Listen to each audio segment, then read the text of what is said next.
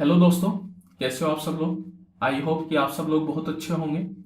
आज अपन डिस्कस करेंगे SSC CGL CHSL MTS GD CPO इन सब में आए हुए मिक्स क्वेश्चंस। तो यहाँ पे मैं सबसे पहले स्टार्ट करने जा रहा हूँ आज practice set one. Practice set one के अंदर मैंने एसएससी सीजीएल 2023 प्री का जो एग्जाम का पेपर है उसको लिया है। इसी तरीके से ये अपनी ये सीरीज चलती जाएगी, practice set one, set two, set three. CGL के अलावा अपन सीएचएसएल, एमटीएस, जीडी और सीपीओ इनके भी पेपर बीच बीच में लेते रहेंगे। लेटेस्ट 2023 के पेपर से अपन स्टार्ट करेंगे और फिर इस तरीके से पीछे चलते जाएंगे। काफी सारे पेपर होते हैं तो वो खत्म करने में ही अपन को अच्छा खासा समय लगेगा, लेकिन इससे आपका एक तो फायदा ये होगा कि आपको एकदम जिस तरीके से क्वेश्चंस एग्जाम में आते हैं सेम तरीके के क्वेश्चंस की जानकारी मिलेगी। मतलब ना तो उससे ज्यादा आपको लेवल पे जाना है, ना ही उससे कम पे रहना है। आपको उतने ही लेवल को फॉलो करना है जितना एग्जाम में पूछा जाता है, क्योंकि उतना ही आपके लिए काम का है। तो चलिए स्टार्ट करते हैं। यहाँ पे आप इसको प्रैक्टिस सेट सीरीज भी बोल सकते हैं और इसके अलावा पीवाईक्यू सीरीज भी बोल सकते हैं, क्योंकि मेनली जो भी क्वेश्चन होंगे आपको लेटेस्ट 2023 के एग्जाम के ही मिलेंगे। तो यहाँ पे आज 25 क्वेश्चन का अपन ये सेट करेंगे। आपको सबसे पहले करना क्या है, देखिए वीडियो को पॉज कीजिए, पहले खुद से क्वेश्चन को सोल्व कीजिए, फिर वीडियो को वापस से रिज्यूम करके उसका सॉल्यूशन देखिए। इस तरीके से अगर आप करेंगे तभी आपको पूर्णतया 100% उसका फायदा मिलेगा। अगर आप केवल वीडियो को देखते जाएंगे और खुद से सोल्व नहीं करेंगे तो फिर आपको उतना फायदा नहीं मिल पाएगा, आपकी तैयारी आधी रहेगी। जब तक खुद से करने की कोशिश नहीं करेंगे चीजों को नहीं सीख पाएंगे। तो सबसे पहले वीडियो को पॉज करें, क्वेश्चन आपके सामने लिखा हुआ है, इसका सॉल्यूशन आप खुद से करें, फिर आप उसका आंसर मिलाएं वीडियो को स्टार्ट करके। तो चलिए अपन स्टार्ट करते हैं आज से। और वीडियो स्टार्ट करने से पहले एक छोटी सी चीज, प्लीज वीडियो को लाइक शेयर सब्सक्राइब जरूर करिए। स्टार्ट करते हैं। चलिए क्वेश्चन नंबर 1 है अपने पास। दिए गए दंड आरेख का अध्ययन कीजिए और नीचे दिए गए प्रश्न का उत्तर दीजिए। ठीक है भैया, चलो देखते हैं प्रश्न क्या दे रखे हैं। दंड आलेख 2018 के दौरान 4 विभिन्न कंपनियों से साइकिलों की बिक्री हजार संख्या में दर्शाता है। तो यहाँ पे देखिए 4 अलग अलग तरह की कंपनियों की बात की जा रही है। कंपनियां कौन कौन सी है, एक तो ए, बी, सी और डी, ये 4 अलग अलग तरह की कंपनियां हैं। तो इनने ए कंपनी ने 25,000 साइकिलें बेची। यहाँ पे ये सिर्फ 25 नहीं है, इसको आप देखिए ध्यान से पढ़िए। यहाँ पे लिखा हुआ है सेल्स इन 1000 नंबर्स, मतलब ये जो एक एक नंबर है ये 1000 से मल्टीप्लाई करने के बाद बना है। मतलब ये 10 नहीं है, ये 10,000 है। ये 20 नहीं है, ये 20,000 है। ये 30 नहीं है, ये 30,000 है। तो उसी तरीके से ये 25 नहीं है, ये 25,000 है। ये 30 नहीं है, ये 30,000 है। ये 55 नहीं है, ये 55,000 है। और ये 70 नहीं है, ये 70,000 है। तो आपको बोला क्या गया है कि भाई वर्ष 2018 के लिए सभी कंपनियों की औसत बिक्री कितनी है। औसत बिक्री के बारे में अपन को बताना है। तो देखिए औसत मतलब एवरेज आप सभी लोग निकालना जानते हैं। औसत कैसे निकाला जाता है कि जितनी भी संख्याएं अपन को दे रखी है उन सबका अपन को जोड़ लेना है और डिवाइड करना है जितनी संख्या है उतने नंबर से। मतलब यहाँ पे 4 तरह की कंपनियां हैं तो 4 से डिवाइड करूंगा और इन सबको ऐड करूंगा। 25,000 प्लस 30,000 प्लस 55,000 प्लस 70,000। तो देखो सबको ऐड करोगे तो 25,000 प्लस 55,000 मतलब हो गया 80,000। 80,000 प्लस 70,000 मिला के बन गया आपका 1.5 लाख। और 1.5 लाख प्लस 30,000 हो गया आपका 1,80,000। तो ये आ गया आपके पास 1,80,000।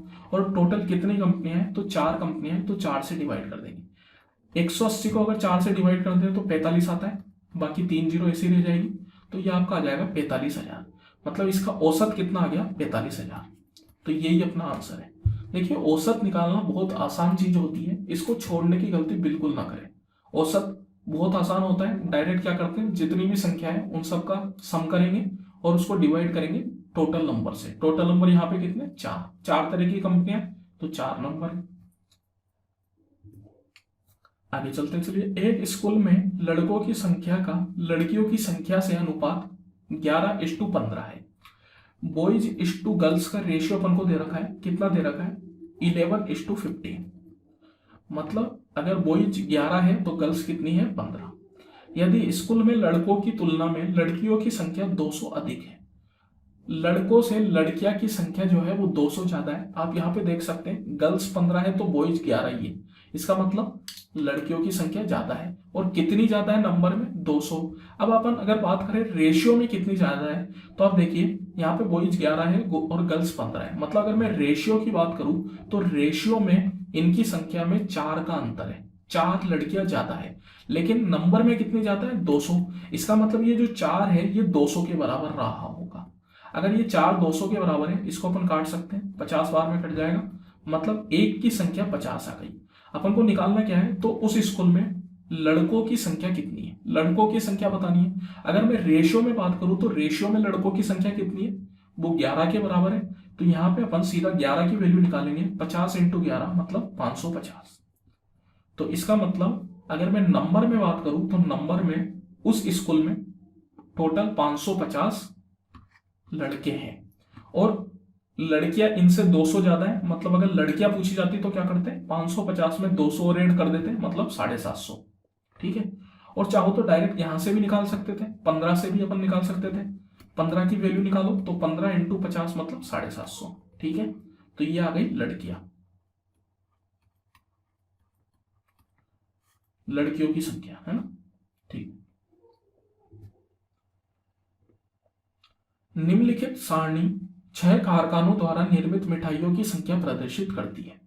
अपन को नीचे एक टेबल दे रखी है और बोला गया है कि इस टेबल के अंदर 6 तरह की मिठाइयां बनाई जाती है, PQRSTU। वो कितनी बनाई जाती है, कितने वर्ष में, उसकी संख्या दे रखी है। आगे क्या बोला गया है? वर्ष 1998 में कारखानों P, Q और R में निर्मित मिठाइयों और उसी वर्ष कारखानों S, T और U में निर्मित मिठाइयों का अनुपात क्या है। तो यहाँ पे देखो, सबसे पहली बात तो सिर्फ 1998 से अपन को मतलब है, बाकी वर्षों से कोई मतलब नहीं है। तो ये जो बाकी वर्ष है इनको आप चाहो तो काट दो, कोई फर्क नहीं पड़ रहा इनसे, इनका कोई यूज नहीं है। अपन को सिर्फ फोकस करना है 1998 पे। अब क्या बोला गया है कि 1998 में P, Q और R और S, T और U इन दोनों का रेशियो निकालना है। तो P, Q और R मतलब ये तीन, इन तीनों को जोड़ लेंगे। जोड़ोगे तो देखो कितना आएगा, 240 प्लस 150 मतलब 390। 390 प्लस 178 करोगे तो 490 प्लस 78 मतलब आ गया आपके पास 568। अब यहाँ पे आपको क्या करना है फिर? एस टी और यू, इन तीनों को अलग जोड़ना है। तो एस टी और यू को अगर जोड़े तो 130 प्लस 177 मतलब हो गया 307। 307 प्लस 192 मतलब कितना आ गया? 499। तो इसकी संख्या आ गई 499। इसी का आपको रेशियो निकालना है। यहाँ पे आप देख सकते हैं पहला ऑप्शन अपन को दे रखा है 568:499। तो यही अपना आंसर हो जाएगा, क्योंकि बाकियों से ये कटेगा नहीं, तो यही अपना आंसर रहेगा। ठीक है। तो इस तरीके से अपन कर लेंगे, बहुत ही आसान क्वेश्चन है, छोड़ने की गलती बिल्कुल ना करें। इस तरीके के क्वेश्चन जो होते हैं डेटा इंटरप्रिटेशन के ऊपर काफी आसान होते हैं। इनमें कंसेप्ट बहुत ज्यादा नहीं लगता। मेनली इनमें या तो आपको एवरेज पूछा जाता है या रेशियो पूछा जाता है, यही सब छोटी मोटी चीजें पूछी जाती है। बस आपको आना क्या चाहिए? एक तो आपको क्वेश्चन समझ में आ जाना चाहिए कि क्वेश्चन आके बोलना क्या चाह रहा है, और दूसरा जो भी डायग्राम दे रखा है, जैसे कि टेबल दे रखी है, ये ग्राफ दे रखा है, तो उसको पढ़ना आ जाना चाहिए। मतलब कि उसमें जो इंफॉर्मेशन अपन को दे रखी है, क्या अपन उसको इकट्ठा कर पा रहे हैं या नहीं कर पा रहे। तो इनमें इंफॉर्मेशन इकट्ठा करना ही अपना मेन मकसद होता है, बाकी क्वेश्चन आसान होता है। आगे चलते हैं, सिंप्लीफाई द फॉलोइंग एक्सप्रेशन। इस एक्सप्रेशन को अपन को सिंप्लीफाई करना है। तो यहां पे देखिए बोर्ड मास, बोर्ड मास का कंसेप्ट यूज होता है। बोर्ड मास होता क्या है, एक बार अपन बात करते हैं इसके बारे में। बी से होता है ब्रैकेट, ओ से होता है ऑफ, डी से होता है डिवीजन, एम से होता है मल्टीप्लाई, ए से होता है एडिशन और एस से होता है सब्ट्रैक्शन। अब देखिए ये तो आपने समझ लिया कि बोर्ड मास होता क्या है, लेकिन इसमें भी कुछ नियम कानून होते हैं। जैसे कि जो एडिशन और सब्ट्रैक्शन है वो हमेशा साथ साथ चलते हैं। साथ चलने का मतलब है कि एडिशन और सब्ट्रैक्शन में आप किसी में पहले कर सकते हैं, बस शर्त ये है कि जो जितना लेफ्ट में आएगा उसको पहले किया जाएगा। मतलब हमेशा अपन करते क्या है, अपन चलते हैं इस दिशा से इस दिशा की ओर, उल्टे हाथ से सीधे हाथ की ओर चलते हैं, मतलब लेफ्ट टू राइट अपन चलते हैं। और बोर्ड मास में भी अपन लेफ्ट टू राइट चलते हैं। मतलब यहाँ पे आप देखिए सबसे पहले बी आ रहा है ब्रैकेट, तो जब भी आप कोई भी सिंप्लीफाई का इक्वेशन करें सबसे पहले आपको ब्रैकेट सोल्व करने हैं, जितने भी ब्रैकेट है सबको आपको सोल्व कर देना है। उसके बाद ओ, ओ मतलब ऑफ, ऑफ मतलब भी मल्टीप्लाई ही होता है, लेकिन जब ऑफ लिखा जाता है तो अपन उसको पहले करते हैं डिवीजन से, ऑफ को पहले करेंगे। लेकिन अगर सीधा मल्टीप्लाई लिख के आ रहा है तो फिर निर्भर करता है कि डिवीजन और मल्टीप्लाई में कौन लेफ्ट साइड पे है। इसी तरीके से एडिशन और सब्ट्रैक्शन में कोई सा भी पहले हो सकता है, लेकिन डिपेंड करता है कि कौन लेफ्ट साइड पे है। और डिवीजन और मल्टीप्लाई में भी कोई सा भी पहले हो सकता है, लेकिन डिपेंड करता है कि कौन लेफ्ट साइड पे है। तो चलिए जैसे इस क्वेश्चन से समझते हैं। तो जैसा कि मैंने बोला सबसे पहले अपन को ब्रैकेट सोल्व करने हैं। तो यहाँ पे देखिए एक ब्रैकेट तो आपको ये दिख रहा है और दूसरा ब्रैकेट ये दिख रहा है, तो दोनों को सबसे पहले यहाँ पे अपन सोल्व करते हैं। तो अब इस ब्रैकेट में भी फिर से अपन अंदर की साइड जाएंगे और बोर्ड मास इस्तेमाल करेंगे। जैसे कि मैं इस पहले वाले ब्रैकेट के अंदर चला गया, इस पहले वाले ब्रैकेट के अंदर जब मैं गया तो यहाँ पे मेरे को अब अंदर ब्रैकेट नहीं दिख रहा, तो अपना पहला काम हो गया खत्म। ओ मतलब ऑफ भी कहीं नहीं दिख रहा। इसमें मेरे को दिख रहे हैं डिवीजन, मल्टीप्लीकेशन, एडिशन और सब्ट्रैक्शन। तो जो बोर्ड मास का रूल है वो क्या बोलता है कि पहले डिवीजन और मल्टीप्लीकेशन होने चाहिए, लेकिन उसमें जो लेफ्ट में आता है वो। तो यहाँ पे आप देखिए 2 × 7 है। अपनी ये जो टेबल है बोर्ड मास, इसमें भले ही मल्टीप्लीकेशन डिवीजन के बाद आया, लेकिन मैंने क्या बोला है कि डिवीजन और मल्टीप्लीकेशन में कोई भी पहले हो सकता है, बस निर्भर ये करता है कि कौन लेफ्ट में आता है। तो यहाँ पे आप देखिए जब मैं इधर की साइड से चला तो पहले मेरे पास मल्टीप्लाई आया, तो पहले मैं मल्टीप्लाई करूंगा, डिवाइड बाद में करूंगा। चलिए तो 2 × 7 मतलब होता है 14, तो 14 - 5 + 9 डिवाइड बाय 3, ये चीज अपने पास आ गई। अब अपन वापिस इससे इधर की साइड से चलते हैं। अपने पास यहाँ पे आया माइनस, लेकिन माइनस के अलावा यहाँ पे डिवाइड है अपने पास, तो अपन माइनस नहीं करेंगे, पहले डिवाइड पे जाएंगे। तो 9 डिवाइडेड बाय 3 कितना होता है, तो 3 होता है। मतलब 14 - 5 + 3, ये आ गया 14 - 5 + 3। अब वापिस अपन इधर की साइड से चले। अब एडिशन और सब्ट्रैक्शन में कोई सा पहले हो सकता है, लेकिन जो लेफ्ट में है उसको पहले करेंगे। तो यहाँ पे पहले माइनस आ गया तो पहले माइनस को करेंगे, अगर पहले प्लस आता तो प्लस को कर लेते, पहले माइनस आया तो माइनस को कर लेंगे, कोई दिक्कत नहीं। तो देखो 14 - 5 मतलब 9 और 9 + 3 मतलब कितना हो गया 12। तो ये जो पूरा ब्रैकेट है इसकी वैल्यू आ गई 12। अब यहाँ पे अपन ब्रैकेट नहीं लगाएंगे, कैसे लिखेंगे इसको, 12 डिवाइडेड बाय 4 + 2 2 × 2। अब ये वाला ब्रैकेट अपन सॉल्व करेंगे। 4 + 2 कितना होता है, तो अपने पास पता है भैया 6 होता है। अब यहाँ पे आप देखिए इस जगह पे कोई भी साइन नहीं है, इस जगह पे अगर कोई भी साइन नहीं है इसका मतलब मल्टीप्लाई माना जाता है। तो मैं डायरेक्ट 4 + 2 6 करने के बाद इस 2 से मल्टीप्लाई करूंगा। इसमें भी देखिए दो तरह की बातें होती है, जैसे कि अगर यहाँ पे 4 + 2 × 2 इस तरीके से करके लिखा जाता तो इसको फिर अपन 4 + 2 6 × 2 लिख देते हैं। लेकिन अगर 4 + 2 और बिना साइन के 2 लिखा जा रहा है तो मतलब तो मल्टीप्लाई है, लेकिन अब मैं इसको 6 × 2 नहीं करूंगा, मैं इसको सीधा यहाँ पे ही 4 + 2 6 × 2 12 लिख दूंगा। तो देखिए दोनों में बहुत अंतर है। यहाँ पे अपन ने साइन को रखा, यहाँ पे अपन ने डायरेक्ट मल्टीप्लाई करा क्योंकि यहाँ कोई साइन नहीं था। तो 4 + 2 6 6 × 2 12, तो ये चीज बन गई अपने पास 12 डिवाइडेड बाय 12 × 2। अब यहाँ पे अपन ने जैसे बोला कि लेफ्ट से चलेंगे और जो साइन डिवाइड और मल्टीप्लाई में पहले आएगा उसको करेंगे। तो डिवाइड पहले आया तो डिवाइड करेंगे, तो 12 डिवाइडेड बाय 12 मतलब 1 × 2, 1 × 2 मतलब 2। तो अपना आंसर क्या आ जाएगा 2, ये अपना फाइनल आंसर है। अब देखिए अगर आप कहीं भी जरा सी भी गलती कर देंगे तो हो सकता है कि आपका आंसर चेंज हो जाए, क्योंकि बोर्ड मास के जो क्वेश्चन होते हैं उनमें ये चीज बहुत ज्यादा निर्भर करती है कि आप कौन से साइन को पहले कर रहे हैं, मतलब कौन सी चीज पहले कर रहे हैं और कौन सी चीज बाद में कर रहे हैं। एक छोटी से छोटी चीज भी बहुत ज्यादा फर्क पैदा कर सकती है। जैसे अगर मैं बात करूं, एक मिनट,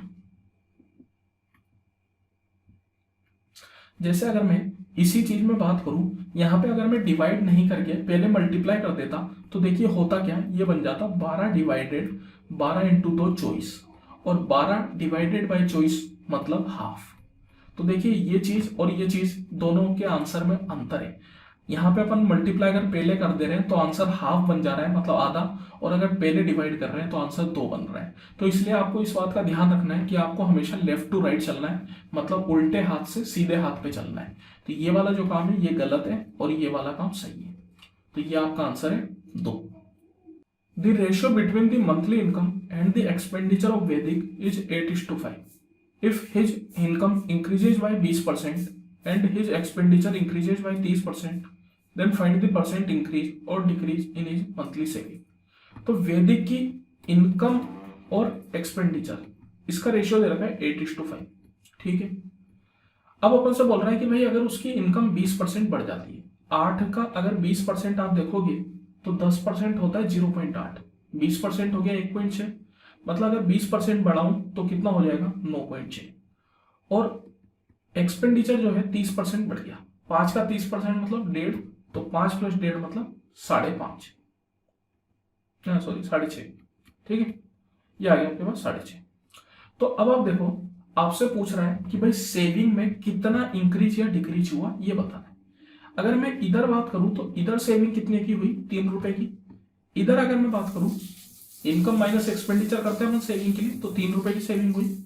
इधर अगर मैं देखूं तो 9.6 में 6.5 अगर घटाओगे तो कितना बचेगा 3.1, मतलब ओवरऑल कितने की सेविंग हुई उसकी, 0.1 रुपए की सेविंग हुई, कितने पे 3 रुपए पे। तो यहां पे कितना हो गया, ये हो गया 10/3, मतलब 3 1/3। तो 3 1/3% का इंक्रीज है, क्योंकि 3 रुपए से उसकी सेविंग 3.1, मतलब 0.1 रुपए बढ़ गई 3 रुपए पे, तो 3 1/3% का इंक्रीज। यदि 72 रुपए की राशि पर 3 वर्ष में प्राप्त मिश्र धन 104.4 रुपए है, तो 120 रुपए की राशि पर समान प्रतिशत वार्षिक दर से 5 वर्ष में प्राप्त मिश्र धन कितना होगा। देखिए यहाँ पे बोला क्या गया है कि भाई 3 वर्ष के अंदर 72 रुपए 104.4 रुपए बन जा रहे हैं, तो 120 रुपए 5 वर्ष में कितने बन जाएंगे, समान प्रतिशत वार्षिक दर पे। तो यहाँ पे देखो पहली जो बात की गई है कि भाई 72 रुपए 104 बन रहे हैं 3 साल में, तो यहाँ पे कितना % का इंटरेस्ट मिल रहा है ये अपन को पता करना पड़ेगा। देखिए 72 रुपए 104.4 बन रहे हैं, मतलब इंटरेस्ट कितने का मिला, तो इंटरेस्ट अपन को मिला 32.4 का, 32.4 का मिला 3 साल के अंदर। तो 1 साल में कितने का मिला, तो 1 साल में अपन को मिला 10.6 रुपए का, ये मिला अपन को, सॉरी 10.6 नहीं 10.8 रुपए का, ये मिला 1 साल में। कितने रुपए के ऊपर, 72 रुपए के ऊपर। तो 10.8 डिवाइड बाय 72 करूंगा अगर मैं, मल्टीप्लाई बाय 100, तो ये कितना आ जाएगा। देखिए 4 से मैं इसको काट लेता हूँ पहले तो, 4 का ये 1 बार में, और 32 मतलब 8 बार में, ये 4 का 25 बार में। 18 से ये कटेगा क्या, 9 से कटता है पहले तो, 9 का 2 बार में, 9 का ये 1.2 और 2 का 0.6, तो 0.6 इंटू 25 मतलब कितना हो गया, 15 के बराबर हो गया। 25 इंटू 6 होता है 150, तो 15, मतलब 15% का वार्षिक ब्याज अपन को मिल रहा है। तो अब अगर 120 रुपए 5 साल में कितना होगा ये पूछ रहा है, तो देखो 120 पे 5 साल में 15% के हिसाब से कितना ब्याज मिलेगा ये अपन देख लेते हैं। 5 से 2 बार में, 2 से 6 बार में, 15 इंटू 6 मतलब 90। तो 5 साल के अंदर 120 रुपए में 90 रुपए का ब्याज मिलेगा, तो 90 प्लस 120 मतलब टोटल कितने हो जाएंगे 210 रुपए। तो 5 साल में 120 जो है वो 210 रुपए के बराबर बन जाएगा। यही अपन को यहाँ पे पता करना था। In the given figure G is the center of the circle, find the angle ACB when angle AGB equal to 132 degree. AGB ये वाला एंगल अपन को दे रखा है, और पूछा क्या है, अपन को पूछा है कोण ACB, ये वाला अपन को बताना है। तो देखो इसका डायरेक्ट तरीका आपको मालूम होना चाहिए, अगर डायरेक्ट तरीका नहीं मालूम तो ये बहुत गलत बात है। हमेशा ध्यान रखिए यहाँ पे बना जो भी एंगल होता है वो इस वाले एंगल का आधा होता है, मतलब अल्फा जो होगा अपने पास कोण ACB वो 132 का आधा हो जाएगा। 132/2 मतलब कितना हो गया, ये हो गया 66। तो ऑप्शन नंबर बी ये अपना आंसर होगा। डायरेक्ट हमेशा ध्यान रखिए जो एंगल ACB होगा वो एंगल AGB का आधा होगा। कभी कभार आपको क्या कहेगा, AC भी दे देगा और AG भी पूछ लेगा। अगर आपको AG भी पूछेगा तो ACB का डबल कर देंगे, ठीक है। 3 successive discounts of 15, 20 and 25 are given, what will be the net discount in percentage. देखो 3 तरह के सक्सेसिव डिस्काउंट अपन को दे रखे हैं। जब भी सक्सेसिव डिस्काउंट दे रखे होते हैं तो अपन को फॉर्मूला पता होता है। जैसे कि अगर 2 सक्सेसिव डिस्काउंट अपन को दे रखे हैं तो उसका फॉर्मूला क्या होता है, A+B माइनस AB बटा 100। इसी तरीके से अगर अपन को 3 दे रखे हैं तो 3 का क्या फॉर्मूला हो जाएगा, A+B+C minus AB plus BC plus CA बटा 100 प्लस ABC बटा 10,000। ये इसका डायरेक्ट फॉर्मूला होता है। तो ये फॉर्मूला अपन यहाँ पे लगाएंगे। यहाँ पे 3 डिस्काउंट दे रखे हैं तो 3 का फॉर्मूला लगाएंगे। अगर 2 दे रखे होते तो 2 का लगाते। तो देखो 15 प्लस 20 प्लस 25 मतलब कितना हो गया ये अपने पास, ये हो गया 45 प्लस 15 60 माइनस 15 इंटू 20 कितना हो गया अपने पास, 15 दूनी 30 300। फिर BC मतलब 20 इंटू 25 मतलब 500। फिर CA मतलब 25 इंटू 15, तो 25 इंटू 15 कितना होगा, देखो 25 मतलब 250 और 250 प्लस 25 पंजे 125 मतलब 375 बटा 100 प्लस ABC। तो 25 इंटू 15 हो रहा था 375, 375 इंटू 20 करूंगा तो 375 का डबल हो जाएगा 750 मतलब 7500 बटा 10,000। ठीक है, कोई दिक्कत नहीं है, चलिए अच्छी बात है। तो ये कितना हो जाएगा 60 माइनस 300 प्लस 500 मतलब 800, 800 प्लस 375 मतलब 1175 डिवाइड बाय 100 करोगे तो 11.75 प्लस इसको अगर आप करोगे तो ये कितना हो जाएगा 0.75।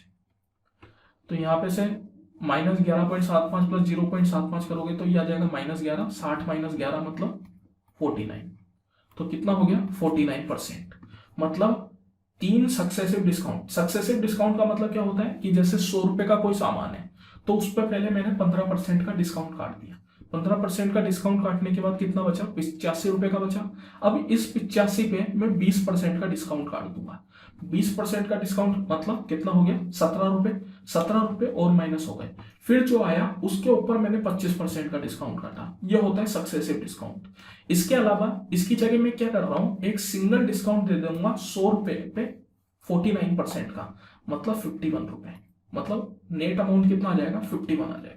तो यहां पे भी अगर आप देखेंगे तो यहां पे भी इस स्टेप के बाद जो है 51 ही आपके पास आएगा, और डायरेक्ट अगर आप करेंगे तो भी आपके पास 51 आएगा। तो यही अपन से पूछ रहा है कि भाई नेट डिस्काउंट क्या होगा, डायरेक्ट एक सिंगल डिस्काउंट में बता दो इन तीनों डिस्काउंट को मिला के। तो नेट डिस्काउंट कितना बन गया 49 बन गया। तो ये अपना आंसर हो जाएगा। Pipe A can fill an empty tank in 18 hours. Pipe A एक खाली टैंक को 18 घंटे में भर सकता है और पाइप बी उसी खाली टैंक को 24 घंटे में भर सकता है। देखिए ए जो है वो 18 घंटे लगाता है और बी जो है वो 24 घंटे लगाता है। यदि दोनों पाइपों को एक साथ खोल दिया जाए तो खाली टैंक को भरने में कितना समय लगेगा। तो देखो सबसे पहले तो इस टाइप की क्वेश्चन में क्या करते हैं, अपन को निकालना होता है ए और बी की एफिशिएंसी। तो एफिशिएंसी निकालने के लिए या तो डायरेक्ट आप दोनों को एक्सचेंज कर दो, मतलब जैसे ए 18 घंटे लग रहा है और बी 24 घंटे लग रहा है तो एफिशिएंसी का रेशियो हो जाएगा 24:18। अब आप इसको कर लो सोल्व, मतलब जैसे मैंने 6 से काटा 4 बार में, ये 3 बार में, तो 4:3 का रेशियो होगा। या फिर एक और काम होता है, आप क्या करो इन दोनों का एलसीएम ले लो। 18 और 24 का जो एलसीएम आएगा वो यहाँ पे फिर 18 से कितनी बार में हो जाएगा और 24 से कितनी बार में हो जाएगा वो आपको देखना है।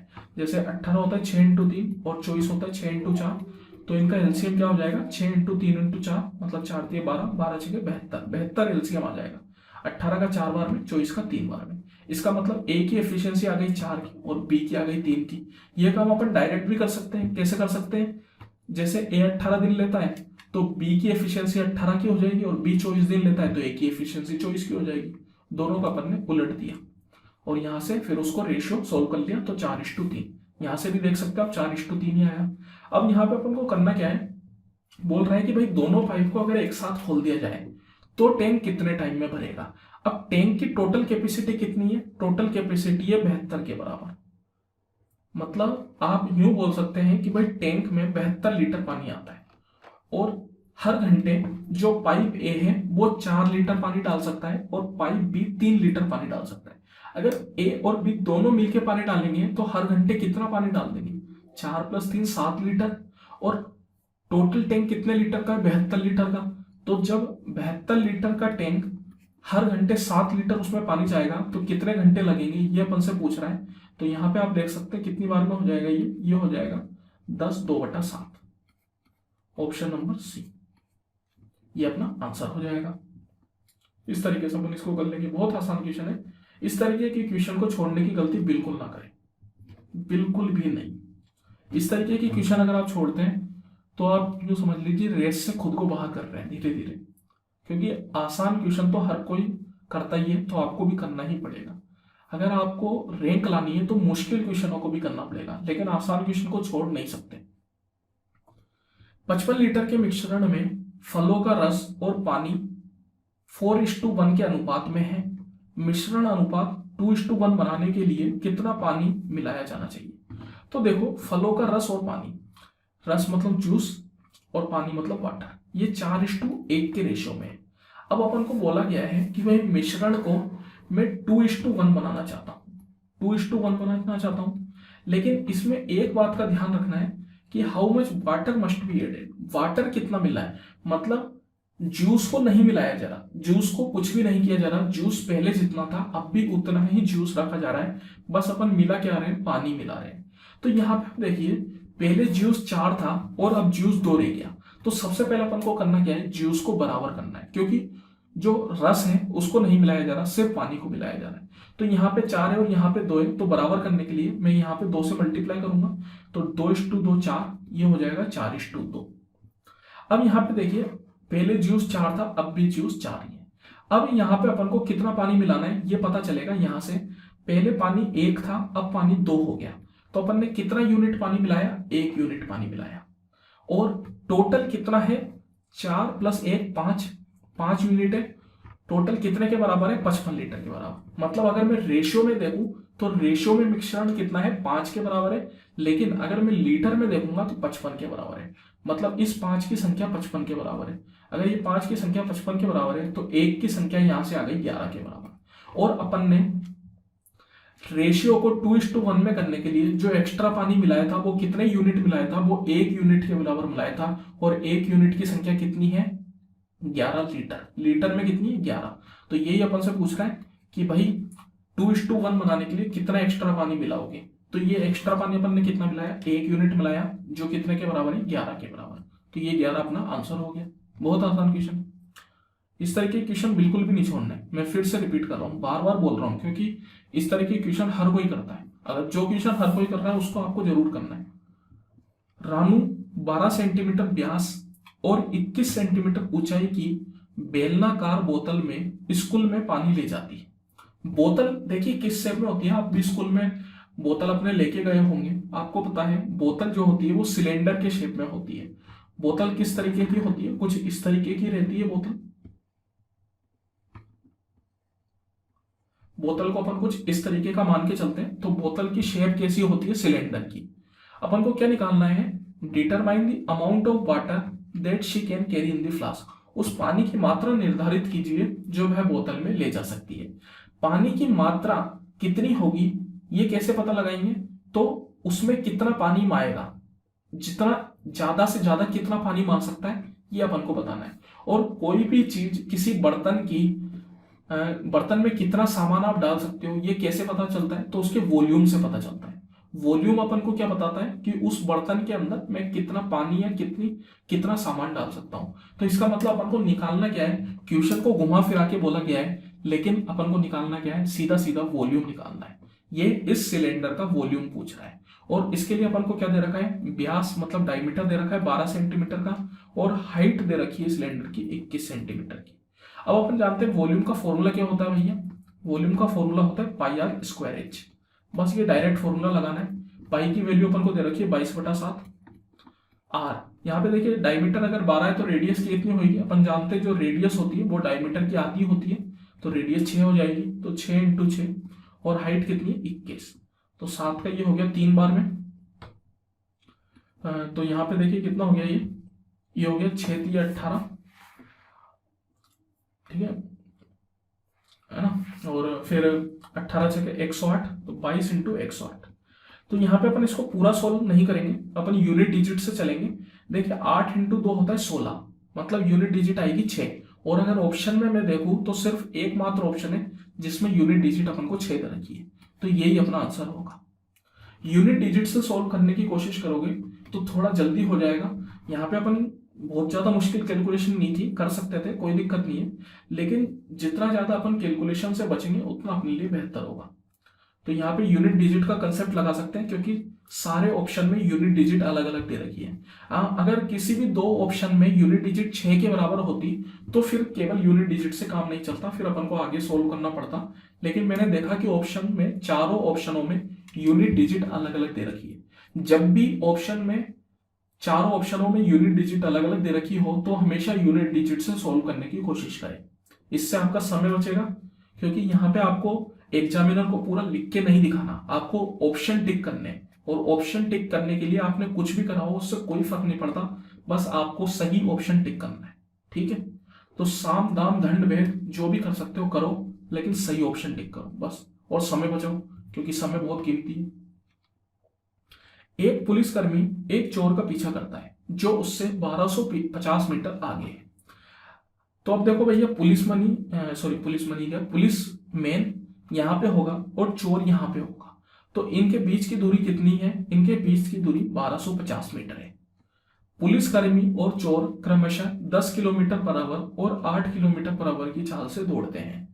तो पुलिस कितने की चाल से दौड़ रही है, 10 की चाल से, और चोर 8 की चाल से दौड़ रहा है। पुलिसकर्मी द्वारा पकड़े जाने से पहले चोर द्वारा तय की गई दूरी कितनी है। तो देखो, मान लेते हैं कि यहाँ पे कहीं जाके पुलिसकर्मी और चोर आपस में मिल गए होंगे, मतलब पुलिस ने चोर को पकड़ लिया होगा। तो अपन को बताना है कि ये वाली दूरी कितनी है, क्योंकि चोर जो है वो सिर्फ इतनी दूरी ही तय करेगा।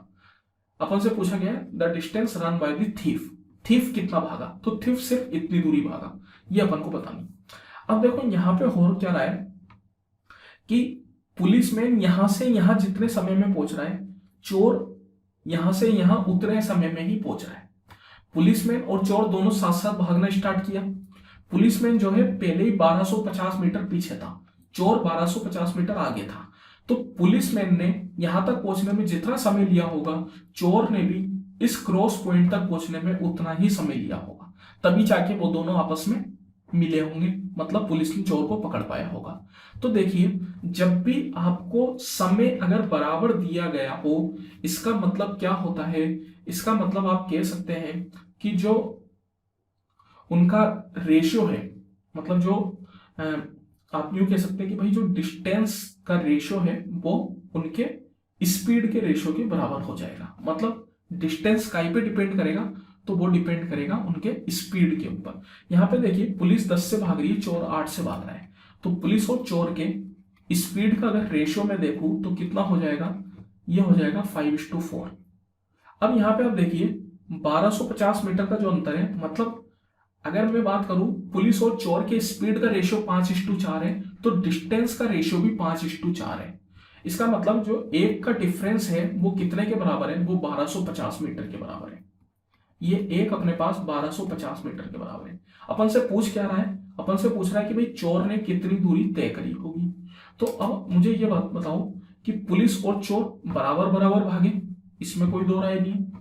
जितनी देर पुलिस भागी उतनी देर ही चोर महाशय भी भागे, लेकिन चोर ने दूरी कम तय करी, पुलिस ने ज्यादा तय करी, ये भी पक्का है, इसमें भी कोई दिक्कत वाली बात नहीं है। तो यहां पे होगा क्या, जो चोर है उसने 4 यूनिट भागा और पुलिस जो है 5 यूनिट भागा। अगर 1 यूनिट 1250 मीटर के बराबर है तो अपन को बतानी है कि 4 यूनिट कितने के बराबर होगी, क्योंकि यहां से यहां तक की जो यूनिट है वो 1 यूनिट के बराबर है, और यहां से यहां तक की जो यूनिट है वो 4 यूनिट के बराबर है। तो अब आप देखिए, जो पुलिस है वो 1 + 4 5 यूनिट भाग रही है, मतलब भाग रही मतलब डिस्टेंस कवर कर रही है, और जो चौर है वो सिर्फ 4 यूनिट कवर कर रहा है।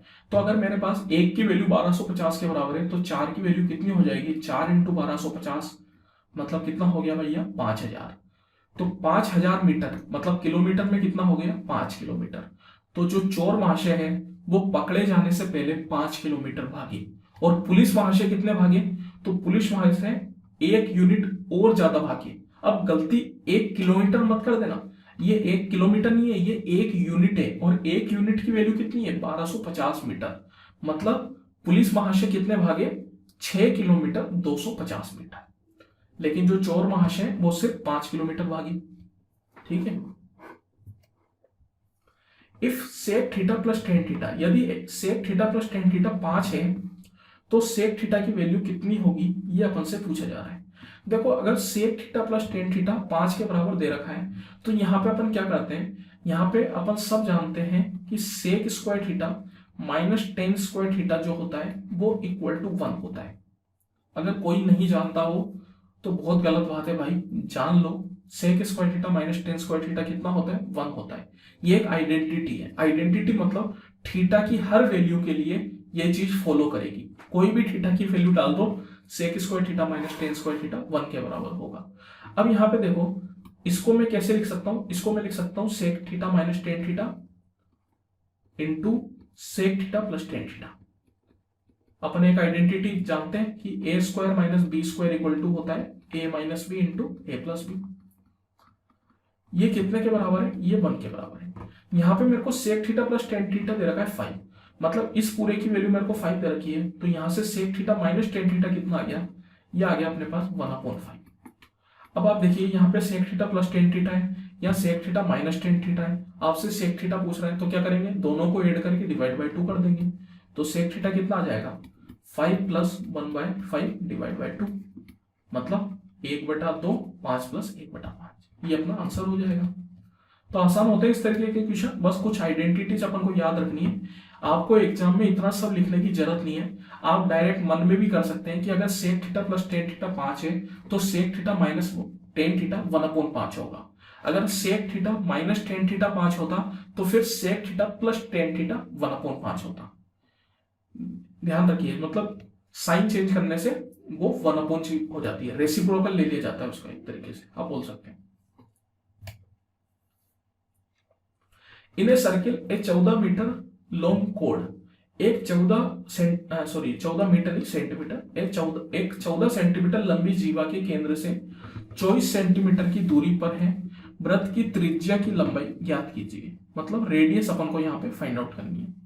तो देखिए अपन से बोला क्या गया है, कुछ इस तरीके का एक सर्किल है, उसमें यहाँ पे सेंटर है, जो कोड है वो 14 सेंटीमीटर है, और वो सर्किल के सेंटर से 24 सेंटीमीटर की दूरी पे है।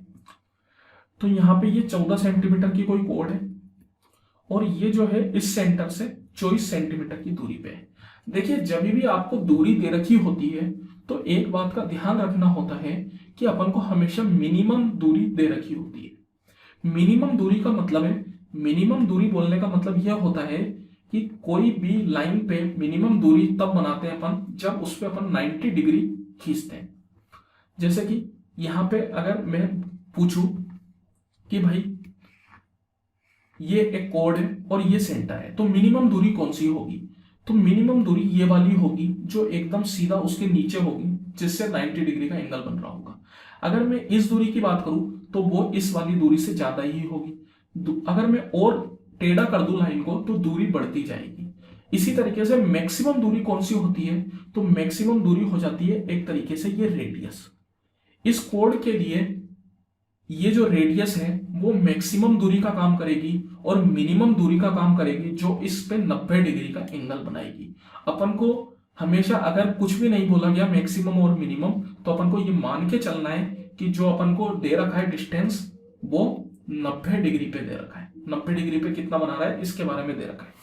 ठीक है, चलिए अब अपन से पूछ क्या रहा है, अपन से रेडियस पूछ रहा है। देखिए अपन सब जानते हैं कि जो सेंटर से कोड के ऊपर अपन परपेंडिकुलर खींचते हैं वो उस कोड को 2 भागों में डिवाइड करता है, इक्वल 2 भागों में। मतलब ये ऊपर वाला भाग 7 का है तो नीचे वाला भाग भी 7 का है।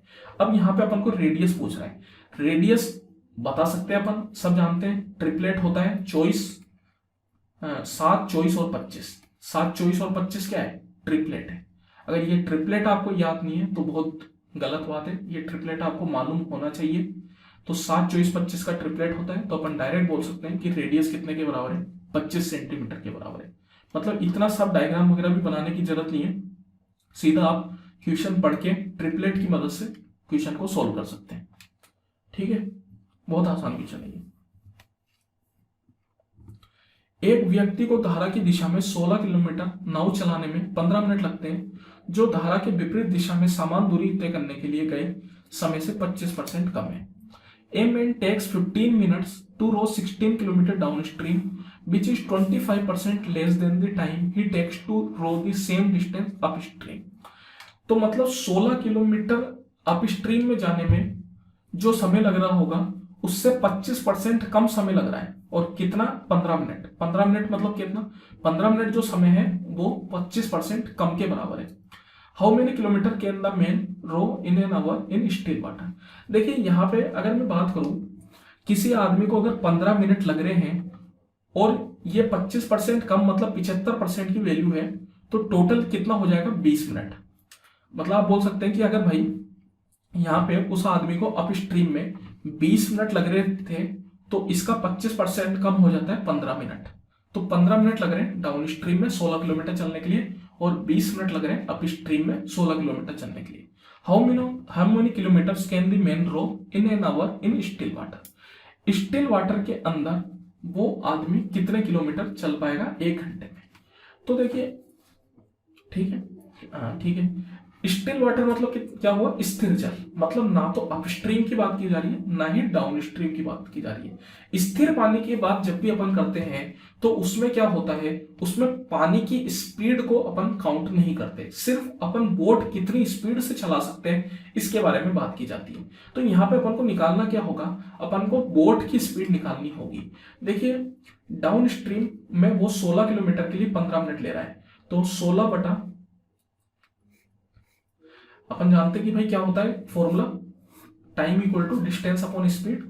स्पीड मतलब s1 प्लस s2, तो इक्वल टू ले रहा है वो 15 मिनट। लेकिन एक बात का ध्यान रखिए, ये किलोमीटर है और ये मिनट है, तो अपन को एक चीज में बनाना है। मतलब या तो आप इसको मिनट को जो है आवर में बदल लीजिए, ज्यादा अच्छा होगा। तो चलिए मैं इसको आवर में बदल लेता हूं। तो आवर में बदलने के लिए मैंने डिवाइड बाय 60 कर दिया। तो यहां से s1 प्लस s2 कितना आ गया मेरे पास? तो ये आ गया मेरे पास 60/15 इंटू 16। ये चीज मेरे पास आ गई। जैसे 5 से मैं काट लेता हूँ, 5 से 3 बार में, 5 से मतलब 15 से डायरेक्ट ही काट लेते हैं। चलिए 15 का 4 बार में, तो 16 चौको 48, 16 चौको 64, सॉरी, ये आ गया अपने पास 64। इसी तरीके से अगर मैं अप स्ट्रीम की बात करूं तो अप स्ट्रीम में क्या होता है? s1 माइनस s2 होता है रिलेटिव स्पीड, और इसके लिए अपन को 20 मिनट लग रहे हैं। तो आवर में करेंगे तो 20/60 हो जाएगा। मतलब s1 माइनस s2 कितना आ जाएगा? 20/60 मतलब 1/3, तो 16 3 48। तो s1 माइनस s2 आ गया 48। अब यहाँ पे अपन को s1 से मतलब है, s1 मतलब बोट की स्पीड और s2 मतलब धारा की स्पीड। जब पानी रुका हुआ है तो सिर्फ अपन को बोट की स्पीड से मतलब होता है, धारा की स्पीड से कोई मतलब नहीं होता। तो s1 यहाँ पे कितना हो जाएगा? अगर दोनों को ऐड करके 2 से डिवाइड करूँ तो s1 निकल जाएगा। तो क्या हो जाएगा भैया? 64 प्लस 48 मतलब कितना हो गया? ये हो गया 112। 112/2 मतलब 56। मतलब s1 हो गया 56 किलोमीटर पर आवर। ये जो स्पीड आई आपके पास ये किलोमीटर पर आवर में आई। अब आपसे पूछ रहा है कि भाई 1 घंटे में वो कितने किलोमीटर चल लेगा? तो 1 घंटे में कितने किलोमीटर चलेगा? 56 किलोमीटर चलेगा, क्योंकि 56 किलोमीटर पर आवर की स्पीड आई, मतलब 1 घंटे में 56 किलोमीटर चल रहा है। तो यही अपना आंसर हो जाएगा। यही अपन से पूछ रहा था। To do a certain work, Ajay and Bharat work on alternate days, with Bharat starting the work on the first day. Ajay can finish the work alone in 32 days. If the work gets completed in exactly 8 days, then Bharat alone can finish 7 times the same work in how many days? तो अपन से क्या कहा जा रहा है कि भाई अजय और भरत एक दिन छोड़ के एक दिन काम करते हैं। सबसे पहले भरत काम करता है, फिर अजय काम करता है। अजय किसी काम को 32 दिनों में खत्म कर देगा। If the work gets completed in exactly 8 days, मतलब अजय और भरत अल्टरनेट डेज पे जब काम कर रहे हैं तो उनको काम करने के लिए 8 दिन लग रहे हैं। भरत अकेला 7 गुना काम कितने दिनों में पूरा कर लेगा, ये अपन से पूछा जा रहा है। तो देखिए अजय को 32 दिन लग रहे हैं, ठीक है। भरत प्लस अजय एक दिन छोड़ के मतलब एक एक दिन पे काम कर रहे हैं तो 8 दिन लग रहे हैं। अगर वो दोनों एक ही दिन काम करते हैं मतलब भरत प्लस अजय दोनों साथ में काम करते हैं तो कितना टाइम लगता, तो 4 ही दिन लगता। क्योंकि क्या हो रहा है, जैसे एक दिन भरत ने काम किया, फिर अजय ने काम किया, फिर भरत ने काम किया, फिर अजय ने काम किया, फिर भरत ने काम किया, फिर अजय ने काम किया, फिर भरत ने काम किया, फिर अजय ने काम किया। इस तरीके से काम करने पे इनको कितने दिन लगे, 32 दिन लगे। लेकिन अगर पहले दिन ही भरत प्लस अजय दोनों काम कर लेते, फिर दूसरे दिन भी भरत प्लस अजय दोनों काम कर लेते, तीसरे दिन भी भरत प्लस अजय काम कर लेते, चौथे दिन भी भरत प्लस अजय काम कर लेते, तो जो काम था वो 4 दिन में ही खत्म हो जाता। तो मैं यूं बोल सकता हूं कि भरत प्लस अजय को काम खत्म करने में 4 दिन लगेंगे अगर वो हर दिन दोनों काम करे तो यहां पे अगर मैं एलसीएम ले 32 और 4 का 32 आ जाएगा, तो 32 का एक बार में, 4 का 8 बार में। मतलब देखो अजय की एफिशिएंसी अगर 1 की हो गई तो यहाँ पे भी अजय की एफिशिएंसी 1 की है, और टोटल एफिशिएंसी अगर 8 के बराबर है तो बाकी 7 किसका पार्ट है, वो भरत का पार्ट है। मतलब भरत की एफिशिएंसी कितने की है, 7 की एफिशिएंसी है। अपन से पूछ क्या कर रहा है कि 7 गुना काम भरत कितने दिन में कर लेगा। देखिए टोटल काम 32 है, 32 का अपन को करना है 7 गुना, और अपन से पूछ रहा है कि भरत इस काम को कितने दिनों में कर लेगा। भरत की एफिशिएंसी कितनी, 7 की, तो एक दिन में भरत 7 यूनिट काम करेगा। तो 32 इंटू 7 यूनिट कितने दिनों में होगा, तो देखो 7 से तो 7 कट गया, मतलब कितना हो गया, 32।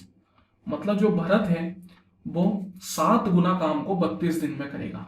अजय अकेला 32 दिन में, अजय सिर्फ एक काम को 32 दिन में करेगा, लेकिन भरत 7 गुना काम को 32 दिन में करेगा। तो देखिए भरत की एफिशिएंसी कितनी ज्यादा है, आपको पता चल रहा है 7 टाइम्स है उसकी एफिशिएंसी, ठीक है। If sec theta plus cos theta 32, then sec square theta plus cos square theta. देखो sec theta plus cos theta 32 देने का मतलब क्या हुआ, सेक थीटा अपन जानते हैं 1 अपॉन कोस थीटा होता है, 1 upon cos theta plus cos theta अपन को 32 दे रखा है। ये आपने कुछ देखा देखा लग रहा होगा आपको, इसको आप बोल सकते हो कि x plus 1 upon x upon को 32 के बराबर दे रखा है। और पूछ क्या रहा है, sec square theta plus cos square theta. Sec square theta plus cos square theta, sec square theta को फिर से मैं क्या लिख सकता हूं, 1 upon cos square theta plus cos square theta. मतलब अपन से क्या पूछ रहा है, अपन से पूछ रहा है x square plus 1 upon x square. देखो आप सब जानते हो डायरेक्ट फॉर्मूला होता है, अगर नहीं जानते तो बहुत गलत बात है, आज जान लो। अगर x प्लस 1 अपॉन एक्स कभी भी दे रखा हो तो उससे x square plus 1 upon x square पे कैसे पहुंचते हैं, तो अपन क्या करते हैं, इस 32 का करेंगे स्क्वायर और इसमें से माइनस कर देंगे 2, बस इतना सा काम करना है और कुछ नहीं करना। अब देखो यहां भी 32 का स्क्वायर नहीं मालूम तो कोई बात नहीं, वैसे मालूम होना चाहिए 1024 होता है, लेकिन नहीं मालूम कोई बात नहीं, यूनिट डिजिट से अपन कर लेंगे। 2 का स्क्वायर 4 है, 4 में से 2 घटाऊंगा तो 2 बचेगा, मतलब यूनिट डिजिट 2 आनी चाहिए। सिर्फ एकमात्र ऑप्शन है जिसमें यूनिट डिजिट 2 है। मतलब 32 का स्क्वायर अगर याद भी नहीं है तब भी अपन काम कर लेंगे यूनिट डिजिट की मदद से। 2 का स्क्वायर 4, मतलब 32 स्क्वायर में यूनिट डिजिट 4 आएगी, और उस 4 में से 2 को अगर मैं घटाऊंगा तो 2 बचेगा। मतलब इसमें ओवरऑल यूनिट डिजिट कितनी बचेगी, 2 बचेगी, जो कि सिर्फ एकमात्र ऑप्शन बी में है। तो इसका आंसर क्या हो जाएगा, 1022। 32 स्क्वायर वैसे याद रख लो 1024 होता है, 1024 माइनस 2, 1022।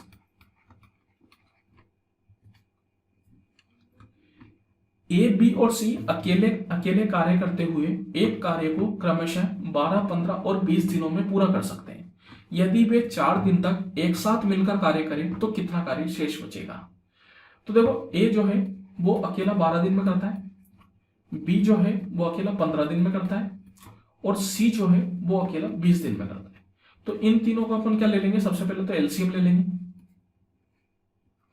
12, 15 और 20 का एलसीएम लेना है, तो 12 और 15 का तो एलसीएम हो गया 60 के बराबर, 60 और 20 का भी एलसीएम हो जाता है 60 के बराबर। तो 12 का हो गया 5 बार में, 15 का हो गया 4 बार में, 20 का हो गया 3 बार में। तो ये हो गया इनकी एफिशिएंसी का रेशियो, मतलब A/B/C की एफिशिएंसी कितनी हो जाएगी, 5:4:3 की। अपन से क्या बोल रहा है, दे वर्क टुगेदर 4 days, 4 दिन काम करते हैं। What will be the remaining work, तो देखो 4 दिन काम करते हैं तो तीनों एक साथ मिलकर करते हैं, तो तीनों की एफिशिएंसी भी ऐड हो जाएगी। 5 + 4 9, 9 + 3 12, 12 और 4 दिन काम करते हैं। अगर एक दिन में 12 यूनिट काम कर रहे हैं तो 4 दिन में कितना काम करेंगे? 12 इंटू 4 मतलब 48 यूनिट। अब बताओ कितना यूनिट काम रह गया? टोटल काम कितना है? 60 यूनिट। कितना काम रह गया? तो रह गया 12 यूनिट। 12 यूनिट काम अभी भी रह चुका है। अपन से देखो what will be the remaining work. Remaining work पूछ रहा है तो रिमेनिंग वर्क टोटल पे पूछ रहा है, तो टोटल पे कितना रह गया? 12 यूनिट रह गया। कितने पे? 60 पे। तो ये 12 का 5 बार में मतलब 1/5, मतलब 1/5 काम अभी भी शेष रह चुका है। तो ये अपना आंसर है। ठीक है, यही अपन से पूछ रहा था। 48 यूनिट काम उन्होंने 4 दिन में कर लिया। टोटल काम है 60 यूनिट, तो 60 में से 48 घटाओगे मतलब 12 यूनिट, और 12 यूनिट कितने पे? 60 पे। तो मतलब 1/5 काम अभी शेष रह चुका है, 4/5 काम ही हुआ है। If x greater than 0, x की पावर 4 प्लस 1 अपॉन x की power 4 equal to 254, then find the value of x की पावर 5 प्लस 1 अपॉन x की पावर 5। देखो कैसे करेंगे इसको। x की पावर 4 प्लस 1 अपॉन x की पावर 4, ये अपन को दे रखा है 254। अब इससे मैं डायरेक्ट x की पावर 5 प्लस 1 अपॉन x की पावर 5 पे नहीं पहुंच सकता। x की पावर 5 प्लस 1 अपॉन x की पावर 5 पे पहुंचने के लिए अपन को क्या चाहिए होता है? अपन को चाहिए होता है x square plus 1 upon x square और x cube plus 1 upon x cube, क्योंकि इन दोनों को मल्टीप्लाई करते हैं तो x की पावर 5 प्लस 1 अपॉन एक्स की पावर 5 बनता है। लेकिन उसके साथ साथ कुछ चीजें एक्स्ट्रा बनती है जिनको अपन हटाते हैं, माइनस करते हैं x प्लस 1 अपॉन एक्स को। तो x की पावर 5 प्लस 1 अपॉन एक्स की पावर 5 जाने के लिए अपन को x square plus 1 upon x square चाहिए, x cube plus 1 upon x cube चाहिए और x प्लस 1 अपॉन एक्स चाहिए। अपन को दे रखा है x की पावर 4 प्लस 1 अपॉन एक्स की पावर 4। तो देखो सबसे पहले तो इससे मैं जाऊंगा x square plus 1 upon x square पे। तो देखो हमेशा ध्यान रखो, जैसे अपन ने पिछले क्वेश्चन में किया था, x प्लस 1 अपॉन एक्स से x square plus 1 upon x square पे जाने के लिए स्क्वायर करके -2 किया था। तो वैसे ही यहाँ पे जब पावर अपन कम पे जाते हैं तो क्या करते हैं, यहाँ पे अपन सीधा पहले +2 करेंगे और फिर करेंगे स्क्वायर रूट। पहले वहां पे क्या किया? स्क्वायर करके -2 किया, तो यहाँ पे पहले +2 करेंगे। जो -2 अपन ने लिया था वो वापिस देंगे +2 करके, तो +2 करके वापिस दिया तो 256, और 256 का करूंगा स्क्वायर रूट। तो 256 कितने का होता है? 256 होता है 16 का, तो ये अपने पास आ गया 16। अब देखो x square plus 1 upon x square अपने पास मिल चुका है, लेकिन अपन को x cube plus 1 upon x cube और एक्स प्लस 1 अपॉन एक्स भी चाहिए। तो इससे और नीचे में आऊंगा एक्स प्लस 1 अपॉन एक्स पे। तो फिर से मैं क्या करूंगा, इसमें करूंगा +2 और उसका लेऊंगा स्क्वायर रूट। तो 16 + 2 मतलब 18, 18 का स्क्वायर रूट मतलब स्क्वायर रूट 18 मतलब 3√2, ये आ गया। तो x प्लस 1 अपॉन एक्स भी आ गया, लेकिन x cube plus 1 upon x cube भी चाहिए। तो x प्लस 1 अपॉन एक्स से x cube plus 1 upon x cube कैसे पूछा जाता है? तो ये अपन सब जानते हैं, ये कितने के बराबर होता है? जैसे अगर x plus 1 upon x equal to k है, तो x cube plus 1 upon x cube होता है k cube minus 3k। k cube मतलब 3√2 का क्यूब, मतलब हो गया 27 इंटू 2√2 माइनस 3k मतलब 3 है 9√2। तो 27 दूनी हो गया 54, 54 में से 9 घटाओगे तो 45, 45√2। तो अब यहां पे अपन डाल देते हैं, यहां पे अगर मैं डालूं तो देखो सबसे पहले x square plus 1 upon x square आया 16, x cube plus 1 upon x cube आया 45√2, और इसमें से घटाएंगे x plus 1 upon x minus मतलब 3√2। तो ये कितना हो जाएगा? यूनिट डिजिट से चले क्या, क्योंकि सब में यूनिट डिजिट अलग है। तो देखो 6 पंजे होता है 30, 30 मतलब आएगा 0, 0 में से 3 घटाऊंगा तो 7 बचेगा, मतलब यूनिट डिजिट 7 होनी चाहिए। तो ऑप्शन नंबर ए, एकमात्र ऑप्शन यही है अपने पास। चाहो तो पूरा भी कर सकते हो, कोई दिक्कत नहीं। जैसे 16 पंजे होता है 80, तो 0 8 हासिल ऊपर चलेगी, 16 चौको हो गया 64, 64 प्लस 8 मतलब 72, तो ये आ गया 720√2 माइनस 3√2, तो कितना हो गया 717√2। लेकिन यूनिट डिजिट से जाओगे तो और जल्दी कर सकोगे, क्योंकि चारों ऑप्शनों में यूनिट डिजिट अलग है, तो इस वजह से यूनिट डिजिट से अपन कर लिए। ए shopkeeper gains 20% in place of 16% loss. यदि वस्तु के विक्रय मूल्य में 324 रुपए की वृद्धि की जाती है तो एक दुकानदार को 16% हानि के स्थान पर 20% का लाभ होता है। वस्तु का क्रय मूल्य क्या है? तो देखो, जो आदमी है वो पहले 16% के लॉस में चल रहा था, मतलब -16 पे था, लेकिन अब ये आदमी 20% के फायदे पे आ गया। और 20% के फायदे पे कैसे आया? जब उसने सेलिंग प्राइस को 324 रुपए बढ़ा दिया।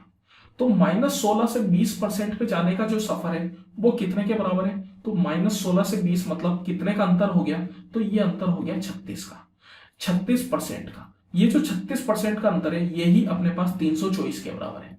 मतलब 36% की वैल्यू अपने पास 324 रुपए दे रखी है। अपन से पूछा क्या जा रहा है? Cost price. हमेशा जो कॉस्ट प्राइस होती है वो अपन 100% लेके चलते हैं। इसका मतलब अपन को 100% की वैल्यू फाइंड आउट करनी है। अगर 36% की वैल्यू 324 है तो 100% की वैल्यू कितनी होगी ये अपन को फाइंड आउट करना है। देखो, ये 36 का हो जाता है 9 बार में, ठीक है। मतलब 1% की वैल्यू अगर 9 आ गई तो 100% की वैल्यू कितनी हो जाएगी? 900 हो जाएगी। मतलब कॉस्ट प्राइस कितनी हो गई उस सामान की? 900 रुपए, ठीक है। तो यही अपन को फाइंड आउट करना है। इस तरीके की क्वेश्चन में अपन ये डिफरेंस देख लेते हैं कि भाई -16 से 20 का डिफरेंस कितना है? 36 का।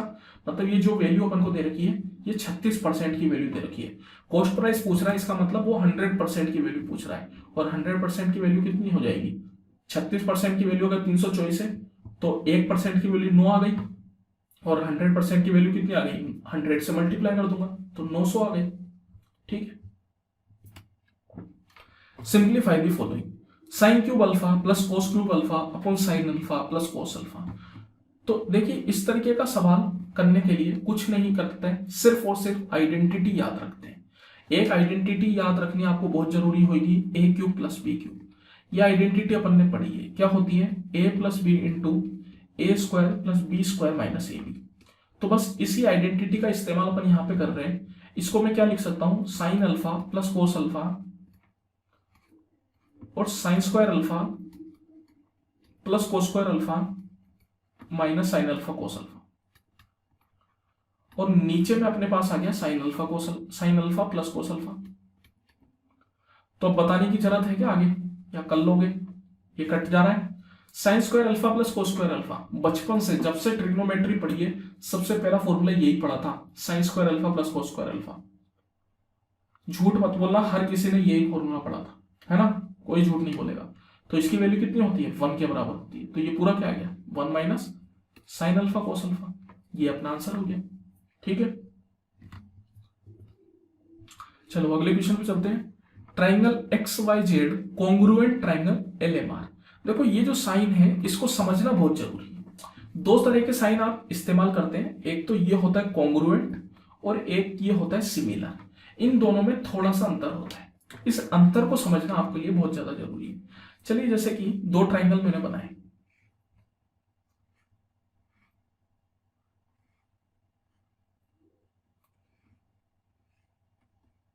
मुझसे बोला जा रहा है कि ये दोनों कॉन्ग्रुएंट है। कॉन्ग्रुएंट होने का मतलब है कि अगर मैं इस वाले ट्राइंगल को इसके ऊपर बिठा दूं तो मेरे को नीचे वाला ट्राइंगल नहीं दिखेगा, और अगर मैं इस वाले ट्राइंगल को इसके ऊपर बिठा दूं तो मेरे को ये नीचे वाला ट्राइंगल नहीं दिखेगा। मतलब दोनों एकदम शेप में भी साइज में भी सब कुछ एकदम बराबर है दोनों का, एकदम। जैसे कि यहाँ पे अगर मैं एक ट्राइंगल मैंने ये बनाया, अब अगर मेरे को दूसरा ट्राइंगल बनाना है जो इसके कॉन्ग्रुएंट होगा तो वो किस तरीके से बनेगा? वो कुछ इस तरीके से बनेगा। ये वाला ट्राइंगल वो ये वाला ट्राइंगल होगा। मतलब दोनों ट्राइंगल शेप में साइज में नैन नक्श सब कुछ एकदम समान है, एकदम जुड़वा है दोनों। ये होता है कॉन्ग्रुएंट। सिमिलर का मतलब क्या होता है? जैसे कि अगर मैंने एक ट्राइंगल बनाया ये वाला, अब मेरे को बनाना है इसके सिमिलर ट्राइंगल। तो सिमिलर ट्राइंगल का मतलब ये है कि मैं उस ट्राइंगल को दो साइड पे सेम रख दूंगा और कुछ इस तरीके से बढ़ा के ये जो तीसरी वाली साइड है इसको मैं इसके पैरेलल कर दूंगा। ये पैरेलल का साइन अपन इस्तेमाल करते हैं, तो ये दोनों साइड पैरेलल हो जाएगी। तो आपका ये जो स्काई ब्लू वाला ट्राइंगल है ये पहला ट्राइंगल है, और ये जो रेड वाला ट्राइंगल है ये दूसरा ट्राइंगल है। तो ये जो दोनों ट्राइंगल है ये सिमिलर ट्राइंगल है। इनमें क्या होता है? इनमें साइड बराबर नहीं होती, साइड के रेशियो बराबर होते हैं। जैसे कि अगर मैं ट्राइंगल को इनको नाम दूं तो यहां पे क्या होगा, ए बी बटा ए सी इक्वल टू हो जाएगा ए ई बटा ए डी। मतलब यहां पे साइड इक्वल नहीं है, साइड के रेशियो इक्वल है। लेकिन कॉन्ग्रुएंट में साइड भी इक्वल है और रेशियो तो अपने आप इक्वल हो जाएंगे। जब साइड इक्वल है तो रेशियो तो इक्वल हो नहीं है। तो यहां पे अपन से बोला जा रहा है कॉन्ग्रुएंट। कॉन्ग्रुएंट बोलने का मतलब एकदम समान। तो देखिए कभी भी आपको अगर इस चीज में कंफ्यूजन हो कि भाई कौन सी साइड कौन से के बराबर है, तो उसके लिए क्या करते हैं, जिस हिसाब से अपन को ट्राइंगल लिखा गया है, जैसे ट्राइंगल कैसे लिखा गया है, ये ट्राइंगल एक्स वाई जेड, फिर congruent triangle L M R, ये अपन को लिखा गया है। तो यहां पे सबसे पहले दो कौन सी साइड दे रखी है, एक्स वाई, और इस ट्राइंगल में दो सबसे पहली कौन सी साइड दे रखी है, एल एम। इसका मतलब एक्स वाई जो है वो एल एम के बराबर है। फिर दूसरी कौन सी साइड दे रखी है, वाई जेड, इसमें कौन सी दे रखी है, एम आर, इसका मतलब वाई जेड एम आर के बराबर है। जो साइड लेफ्ट साइड में जिस नंबर पे लिखी हुई है, सेम आपको राइट साइड में नंबर देखना है कि उस नंबर पे कौन सी साइड लिखी हुई है, और दोनों को बराबर कर देना है। इसी तरीके से एक्स जेड किसके बराबर हो जाएगा, एल आर के बराबर हो जाएगा। तो एक्स जेड आपको एल आर के बराबर दे रखी है। तो चलो अब देख लेते हैं, एक्स वाई जो है एल एम के बराबर, तो एक्स वाई कितनी है, 2m + 1 है, और एल एम कितनी है यहाँ पे 5 के बराबर है। तो m कितना आ जाएगा यहाँ से, 5 - 1 4/2, मतलब 2। m की वैल्यू हो गई 2। अब चलो वाई जेड एम आर के बराबर है। वाई जेड क्या है, 2p + 2, ये एम आर के बराबर है। एम आर कितनी है, 8 के बराबर। तो 8 - 2 6, 6/2 3, तो p आ गई आपके पास 3 के बराबर। इसके अलावा एक्स जेड एल आर के बराबर है। एक्स जेड क्या है 7, ये एल आर मतलब 2x - 1 इसके बराबर है। तो -1 उधर जाएगा तो +1 बन जाएगा, मतलब x कितना आ गया 4। तो यहां से आपको x आ गया 4। इन तीनों को ऐड करना है, तो 4 3 7, 7 + 2 9, तो ये आपका आंसर हो जाएगा 9। हमेशा ध्यान रखिए, जो भी नंबर साइड पहले पे है, उधर की साइड भी आपको पहले नंबर पे कौन सी साइड है वो देख लेनी है। इधर दूसरे नंबर पे कौन सी साइड है और उधर दूसरे नंबर पे कौन सी साइड है, उनको आपस में इक्वल कर दो। इधर तीसरे नंबर पे कौन सी साइड है और उधर तीसरे नंबर पे कौन सी साइड है, उनको इक्वल कर दो। इससे क्या कंफ्यूजन नहीं होगा, वरना अगर नॉर्मली करने जाओगे तो बहुत कंफ्यूजन होगा। अब जैसे यहाँ पे अगर अपन किसी और को किसी और की इक्वल कर देते तो खेल बिगड़ जाता। तो इसलिए ऐसा काम ना करें, ध्यान रखें इस चीज में। और इस चीज का जरूर ध्यान रखें कि भाई कॉन्ग्रुएंट है या कॉन्ग्रुएंस है। कॉन्ग्रुएंस मतलब सिमिलर है, कॉन्ग्रुएंट है या सिमिलर है। तो सिमिलरिटी की कंडीशन में अपन डायरेक्ट ऐसे इक्वल नहीं करते, फिर उसमें अपन रेशियो इक्वल करते हैं। लेकिन जब कॉन्ग्रुएंट दे रखी होती है तो अपन डायरेक्ट इक्वल कर लेते हैं। 6th क्लास में आ जाता है वैसे ही कंसेप्ट। एनसीईआरटी में मैंने आई थिंक 6th क्लास में पढ़ लिया था। चलो A17 B13, then find the value of the expression. ये एक्सप्रेशन देख के कुछ मन में हलचल हो रही है या नहीं हो रही, बताओ भाई। मेरे तो हो रही है, क्योंकि अगर आप लोगों की नहीं हो रही तो बहुत गलत बात है, होनी चाहिए। ये जो एक्सप्रेशन है ये डायरेक्ट अपन को दिख रहा है, ये है a - b का होल क्यूब। अब यहाँ पे A17 डाल दो, B13 डाल दो। 17 - 13 मतलब 4, 4 का क्यूब मतलब 64। बस यही अपना आंसर है। अब यहाँ पे अगर मैं डायरेक्ट 17 और 13 डाल देता तो बहुत ज्यादा समय खराब हो जाता मेरा, बहुत ज्यादा समय खराब करने की जरूरत ही नहीं है। डायरेक्ट आइडेंटिटी है a - b का होल क्यूब, इतना लिखने की भी जरूरत नहीं है। डायरेक्ट अपन को दिख जाना चाहिए कि a - b का होल क्यूब है A17 B13 मतलब 17 - 13 मतलब 4, 4 का क्यूब मतलब 64। बस डायरेक्ट करने वाला क्वेश्चन नहीं। सिंप्लीफाई द गिवन एक्सप्रेशन, फिर से सिंप्लीफाई करना है। तो सिंप्लीफाई करना है तो वही बोर्ड मास से चलेंगे। बोर्ड मास में मैंने आपको बताया है, ये दोनों भाई साथ में रहते हैं, ये दोनों भाई साथ में रहते हैं। इनमें जो लेफ्ट में आता है उसको पहले करेंगे, और इनमें भी जो लेफ्ट में आता है उसको पहले करेंगे। हाँ, अगर डिवीजन मल्टीप्लाई एडिशन सब्ट्रैक्शन दोनों में अगर बात की जा रही है तो इनमें पहले डिवीजन मल्टीप्लाई करना है, बाद में एडिशन सब्ट्रैक्शन करना है। ये वाली चीज पहले करेंगे, ये वाली चीज बाद में करेंगे। ठीक है, चलिए। अब यहाँ पे देखिए एक ऑफ दिख रहा है आपको। ऑफ का मतलब होता है मल्टीप्लाई, लेकिन जब ऑफ लिखा जाता है तो आपको पहले करना होता है। अब यहाँ पे भी दो तरह के ऑफ दे रखे हैं। दो तरह के ऑफ में आपको पहले कौन सा ऑफ करना है, जो लेफ्ट में दे रखा है। हमेशा आप इस तरफ से इस तरफ चलते हैं, लेफ्ट टू राइट चलते हैं। तो पहला ऑफ यहाँ पे दिखा, ऑफ का मतलब मल्टीप्लाई होता है। तो 3 × 2 6 हो गया, मतलब ये आ गया 18 divided by 6 multiply 5 plus 72 divided 18 of 2 into 3 minus 4 divided 8 multiply 2। अब मैं वापिस इधर से इधर गया और मेरे को ऑफ दिखा, 18 मल्टीप्लाई 2 बन गया 36। मतलब ये चीज कितनी बन गई, तो ये बन गई 36। मतलब 18 divided by 6 multiply 5 plus 72 divided 18 into 2 36 multiply 3 minus 4 divided 8 multiply 2।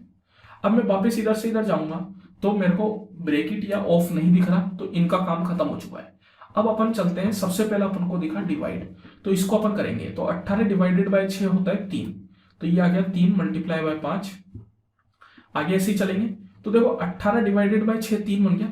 इसके बाद अपन चले मल्टीप्लाई आया तो 3 इंटू 5 को अपन ने कर दिया 15, तो ये बन गया 15 plus 72 divided by 36 multiply 3 minus 4 divided 8 multiply 2। अब अपन इधर से इधर गए, पहले अपन को दिखा प्लस, लेकिन पहले प्लस देखने से पहले अपन ये देखेंगे क्या अभी मल्टीप्लाई और डिवीजन बाकी है क्या। अगर मल्टीप्लाई और डिवीजन अभी बाकी है तो पहले मल्टीप्लाई और डिवीजन को करेंगे। अगर वो खत्म हो चुके हैं और सिर्फ प्लस और माइनस बाकी है तो जो भी लेफ्ट से पहले आएगा उसको कर लेंगे। लेकिन आगे चलने पे अपन ने देखा कि डिवाइड अभी बाकी है और मल्टीप्लाई भी बाकी है, तो इस प्लस को यहाँ पे रहने देते हैं, विराम करते हैं और आगे चलते हैं। आगे चलने पे मेरे को डिवाइड मिला, मैंने डिवाइड को हाई बोला, डिवाइड बोला अरे भाई जल्दी समय नहीं है, जल्दी से मुझे काट दे, 72 को 36 से डिवाइड कर दे। तो 72 बाई 36 कितना होता है, 2 के बराबर होता है। मतलब इस पूरे की वैल्यू अपने पास आ गई 2 के बराबर। 15 plus 2 multiply 3 minus 4 divide 8 multiply 2। चलिए ठीक है, फिर से अपन चले, पहले दिखा प्लस, लेकिन प्लस भाई साहब को बोलेंगे रुक जाओ भाई साहब, अभी मल्टीप्लाई डिवाइड आपके बड़े भाई बचे हुए हैं, पहले उनका देखेंगे, बाद में आपका हिसाब करेंगे। तो चलिए आगे चले हम, मल्टीप्लाई हमको मिल गया, मल्टीप्लाई हमको मिला कि भाई कहाँ जा रहे हो, कहाँ जा रहे हो। मैंने उससे बोला डिवाइड की तरफ जा रहे हो, तो बोला अरे भाई क्या कर रहे हो, डिवाइड की तरफ क्यों जा रहे हो। लेफ्ट से चलने पे पहले मैं मिला ना, डिवाइड और मैं भाई भाई है, हम दोनों में जो पहले मिलता है उसको करा जाता है। तो पहले में मिल गया तो मेरे को करो, ठीक है। हमने बोला चलो कर देते हैं। तो 2 मल्टीप्लाई बाय 3 कितना हो गया, 6 हो गया। तो ये क्या आ गया 15 plus 6 minus 4 divided 8 multiply 2।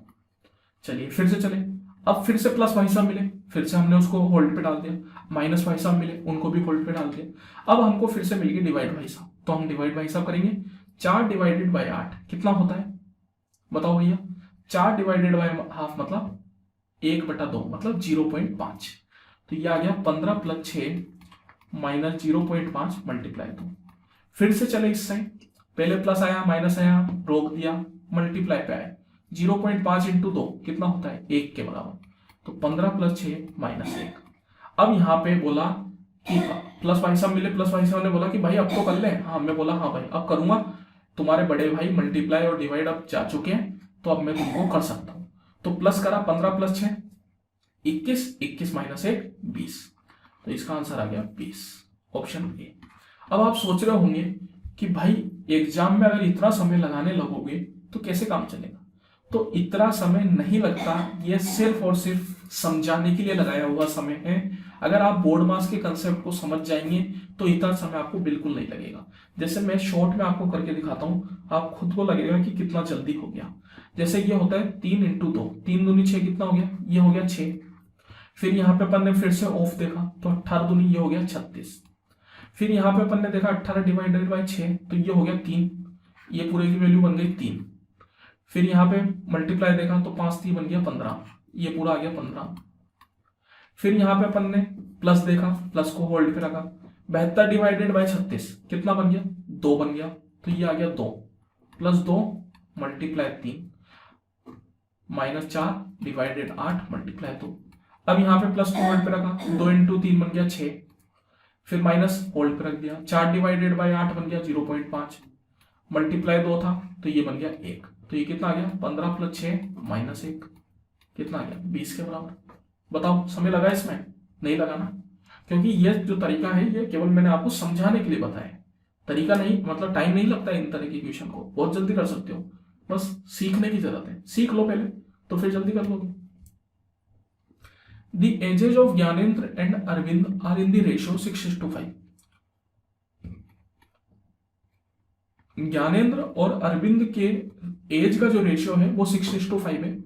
If the sum of their ages is 55 years then what will be the ratio of their ages after 7 years from now. तो देखो यहां पे अपन को क्या बोल रहा है कि भाई सम जो है 55 के बराबर है। अगर मैं रेशियो का सम करूं तो 6 + 5 कितना हो जाएगा, 11 हो जाएगा। ये 11 की वैल्यू अपन को 55 के बराबर दे रखी है। 11 से 5 बार में मतलब 1 की वैल्यू कितनी होगी, 5 हो गई। अब अपन से बोला है then what will be the ratio of their ages after 7 years from now. आज से 7 साल बाद उनकी एज का रेशियो कितना होगा। तो आज उनकी एज कितनी हो गई, अगर 1 की वैल्यू 5 है तो 6 की वैल्यू कितनी हो जाएगी, 30, और 5 की वैल्यू कितनी हो जाएगी, 25। मतलब ज्ञानेंद्र और अरविंद की आज की एज जो है वो 30 और 25 है। आज से 7 साल बाद करनी है तो इनमें 7 ऐड कर लेंगे। 30 + 7 हो गया कितना हो गया, 37, और 25 + 7 हो गया 32। मतलब आज से 7 साल बाद उनकी एज का रेशियो हो जाएगा 37:32। बस ये करना है अपन को। अपन ने रेशियो की मदद से उनकी आज की एज निकाली, उसमें 7 ऐड कर लिए और वापस उनका रेशियो ले लिया, आंसर आ गया। अरे ये क्या हुआ, देखते देखते क्वेश्चन ही खत्म हो गई। वाह, पता ही नहीं चला आप लोगों के साथ समय कितना जल्दी बीत गया। तो धन्यवाद, आपने मुझे इतना सुना, समय दिया, अपना कीमती समय। और करते रहिए, देखिए तैयारी अपनी डेली मत छोड़िए बिल्कुल भी, और मैथ्स पे जरूर पकड़ बना के रखिए। मैथ्स एक तो स्कोरिंग होता है और नंबर आपको दिलाएगा, मतलब मैथ्स भीड़ से अलग करेगा आपको, ये बात ध्यान रखिए। अगर आपको अच्छी रैंक लानी है तो मैथ्स को आपको साथ लेके चलना पड़ेगा। अच्छी रैंक बिना मैथ के नहीं आ सकती। और प्लीज लाइक शेयर सब्सक्राइब कर दे करो यार, इसमें कंजूसी मत करो। इंस्टाग्राम पे अपन है अर्पित अग्रवाल मैथ्स के नाम से, और @AAGLife ये मेरा पर्सनल है, यहाँ पे भी आप देख सकते हो। और टेलीग्राम पे अपन है अर्पित अग्रवाल मैथ्स के नाम से, यहाँ पे ये जो पीपीटी है ये मैं डालता हूँ ताकि आपको वहाँ पे पूरा सोल्यूशन वगैरह सब कुछ मिल जाए, वहाँ पे आप जाके देख सकते हो। Thank you.